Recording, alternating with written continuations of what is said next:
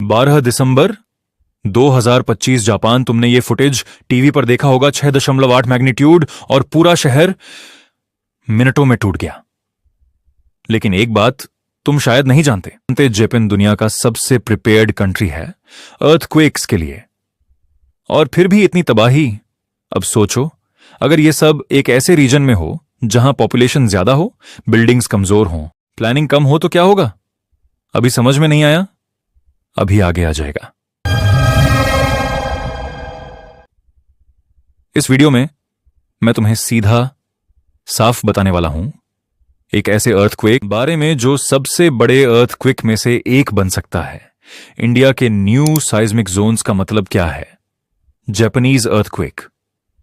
हमें क्यों डराना चाहिए? क्यों हैदराबाद, बैंगलोर, गुजरात सुरक्षित माने जाते हैं? क्यों नॉर्थ इंडिया की रिस्क सबसे ज्यादा है? अब शुरू करते हैं उस सवाल से जिसका जवाब लोग सुनना नहीं चाहते। 75 मिलियन साल पहले इंडिया की टेक्टोनिक प्लेट एशिया से टकराई थी। ये टक्कर आज भी चल रही है। हर साल इंडिया लगभग 5 सेंटीमीटर एशिया में धंस रहा है, और ये 5 सेंटीमीटर तुम्हारे सोचे से ज्यादा खतरनाक है, क्योंकि ये दबाव रिलीज नहीं हो रहा, स्टोर हो रहा है। यही स्टोर्ड एनर्जी एक दिन ग्रेट हिमालयन अर्थक्वेक देगा। मैग्नीट्यूड कितना? 8.5, 9 या उससे भी ज्यादा। जापान में आए 2025 से भूकंप से कई गुना बढ़ा, और इसीलिए भारतीय सरकार ने नई सिस्मिक असेसमेंट में 6 हाई रिस्क जोन की पहचान की है। ये वो जगहें हैं जहां 8+ स्तर का भूकंप आने की संभावना रियल और सीरियस है। इन 6 जोन्स में मिलियन लोग रहते हैं, और बिल्डिंग स्टैंडर्ड्स सबसे कमजोर हैं। अगर तुम दिल्ली में रहते हो तो आगे जो मैं बताने वाला हूं वो तुम्हें हिलाकर रख देगा। जापान में 6.8 आया था। जापान तैयार था, फिर भी इतना नुकसान। हमारे Himalayan town, narrow roads, old construction, zero seismic planning. अगर वहां 8 से अधिक मैग्नीट्यूड आया, तुम सड़कें भी नहीं देख पाओगे, सब डस्ट और क्लाउड में बदल जाएगा। तुम सोचते हो कि कंपनीज बेंगलोर और हैदराबाद क्यों चुनती हैं? क्योंकि साउथ इंडिया स्टेबल है। यह बात हाश है, पर सच है। नॉर्थ इंडिया फॉल्ट लाइन्स इतनी ज्यादा हैं कि long term infrastructure investment risky हो जाता है, इंश्योरेंस कॉस्ट बढ़ जाता है, साइज्मिक कंप्लायंस एक्सपेंसिव हो जाता है। और अगर तुम सोच रहे हो कि हमारे सिटी में तो कभी नहीं आया, तो आगे जो आने वाला है वो तुम्हारी सोच बदल देगा। एक ग्रेट हिमालयन ईर्थक्वेक 3 लेवल्स की तबाही लाएगा। एक, buildings will collapse immediately.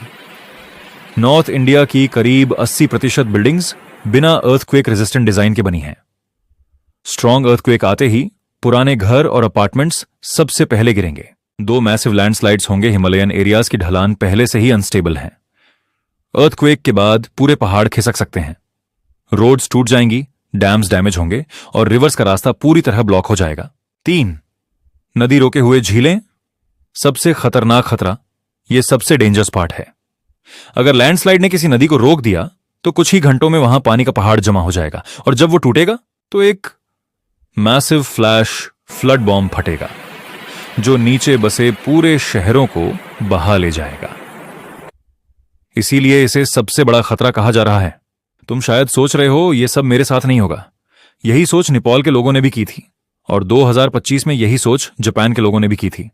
Reality simple है, अर्थक्वेक कभी पूछ कर नहीं आता, वो बस आता है और बदल कर चला जाता है सब कुछ। देखो, मैं ये वीडियो तुम्हें डराने के लिए नहीं बना रहा, मैं तुम्हें तैयार करने के लिए बना रहा हूं। हिमालयाज खूबसूरत हैं, पर खामोश नहीं है। पहाड़ हमेशा याद रखते हैं कि उनके अंदर कितना दबाव छिपा है। देखो, मैं ये वीडियो तुम्हें डराने के लिए नहीं बना रहा, मैं तुम्हें तैयार करने के लिए बना रहा हूं। हिमालयाज खूबसूरत हैं, पर खामोश नहीं है। पहाड़ हमेशा याद रखते हैं कि उनके अंदर कितना दबाव छिपा है। जापान 2025 में भूकंप आने से पहले ही दुनिया को रिमाइंडर दिया। हिमालयाज हमें भी रिमाइंडर देंगे। बस सवाल यह है, जब वो दिन आएगा, क्या तुम तैयार रहोगे? हे दोस्तों, अगर तुम इस वीडियो तक पहुंचे हो तो चांसेस हैं कि तुमने अर्थक्वेक के बारे में सुना है, और अब तुम सोच रहे हो अगर मेरे साथ हुआ तो क्या करूं? डोंट वरी, मैं तुम्हें वही बताने वाला हूं जो इंडिया में रेकमेंड करती है। सिंपल, क्लियर और लाइफ सेविंग। सबसे पहले इमरजेंसी किट रेडी रखो। एक बैग जो घर की एक्सेसिबल जगह पर हो। उसमें होना चाहिए पानी, कम से कम 3 दिन का हर पर्सन के लिए, खाना, dry fruits, biscuits, canned food जो बिना पकाए खा सकें. First aid kit, band-aid, antiseptic, painkillers or personal medicines. Torch or extra batteries, portable phone charger, हमेशा charged. Important documents की photocopy, waterproof bag में. थोड़ा कैश क्योंकि ATM बंद होता है. एक विसल.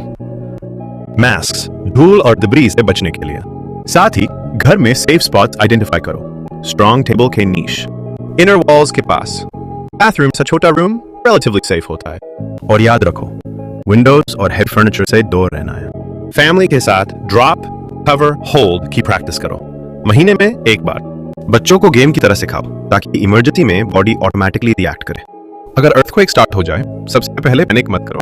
अगर तुम घर के अंदर हो, ड्रॉप, तुरंत नीचे झुको. कवर, स्ट्रॉन्ग टेबल या डेस्क के नीचे जाओ. होल्ड, टेबल को पकड़े रखो. जब तक शेकिंग बंद न हो, बाहर मत भगो. डोरवे में मत खड़े रहो.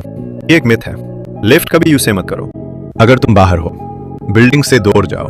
ट्रीज और इलेक्ट्रिक वायर से दूर रहो.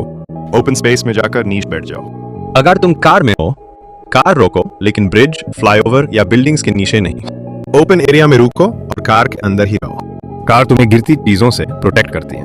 जब शेकिंग बंद हो जाए, एक गहरी सांस लो. अब स्मार्ट डिसीजंस लेने का समय है. सबसे पहले खुद को और फैमिली को चेक करो. छोटी इंजरीज हो तो फर्स्ट एड दो. सीरियस इंजरी हो तो तुरंत 112 पार कॉल करो. गैस कनेक्शन तुरंत बंद करो. इलेक्ट्रिसिटी का में स्विच ऑफ करो. फायर और ब्लास्ट बचाव के लिए डोर और विंडोज खोल दो. इमरजेंसी एग्जिट रेडी रखो. अगर बिल्डिंग में क्रैक्स दिखें तो केयरफुली बाहर निकलो. सिर्फ स्टेयर्स यूज करो, लिफ्ट कभी नहीं. और एक बहुत जरूरी बात, आफ्टर शॉक्स आते हैं कभी भी अगले 2-3 दिन तक. अलर्ट रहो और जितना हो सके ओपन स्पेस में रहो. दोस्तों, अर्थक्वेक्स स्कैरी होते हैं, ये सच है. लेकिन अगर तुम प्रिपेयर्ड हो तो बहुत कुछ तुम्हारे कंट्रोल में होता है. इमरजेंसी किट रेडी रखो. फैमिली के साथ प्रैक्टिस करो. सेफ स्पॉट्स याद रखो. तैयार रहो, आवार रहो और अपने और अपनों को सुरक्षित रखो.